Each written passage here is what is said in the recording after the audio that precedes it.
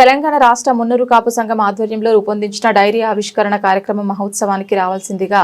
మాజీ మంత్రి ఎమ్మెల్యే గంగుల కమలాకర్ను ఆహ్వానించినట్లు రాష్ట్ర మున్నూరు కాపు సంఘం అధ్యక్షులు పుట్ట పురుషోత్తంరావు తెలిపారు. ఈ సందర్భంగా మాజీ మంత్రి కరీంనగర్ ఎమ్మెల్యే గంగుల నివాసంలో మున్నూరు కాపు సంఘం బాధ్యులు కలిసి నూతన సంవత్సర శుభాకాంక్షలు తెలిపారు. అనంతరం ఈ నెల 25వ తేదీన సికింద్రాబాద్ లో జరిగే తెలంగాణ రాష్ట్ర మున్నూరు కాపు సంఘం డైరీ ఆవిష్కరణ కార్యక్రమానికి రావాల్సిందిగా వారికి ఆహ్వాన పత్రాన్ని అందజేసి శాల్వాతో సత్కరించారు. మాజీ మంత్రివర్యులు కరీంనగర్ స్థానిక ఎమ్మెల్యే శ్రీ గంగుల కమలాకర్ గారికి నూతన సంవత్సర శుభాకాంక్షలు తెలియజేస్తూ, అదేవిధంగా మున్నూరు కాపు సంఘం తెలంగాణ రాష్ట్ర డైరీ ఏదైతే శ్రీ రాజరాజేశ్వరి గార్డెన్ సిక్ విలేజ్ సికింద్రాబాద్లో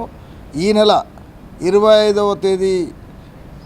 11 గంటలకు ఏదైతే దాన్ని ఆవిష్కరిస్తూ ఉన్నామో ఆ ఆవిష్కరణ సభకు గంగుల కమలాకర్ గారిని ఆహ్వానించడం జరిగింది. అదే కార్యక్రమంలో రాష్ట్ర వ్యాప్తంగా ఉన్న మున్నూరు కాపు సర్పంచులు గెలిచిన వారందరికీ ఆ కార్యక్రమంలోని సన్మానం ఉంటుంది. ఈ కార్యక్రమంలో నాతో పాటు రాష్ట్ర అధికార ప్రతినిధి రాష్ట్ర ఉపాధ్యక్షులు మంగళారం లక్ష్మణ్ గారు, అదేవిధంగా రాష్ట్ర కార్యదర్శి ఈ diary committee co chairman Isampalli Venkanna గారు, రాష్ట్ర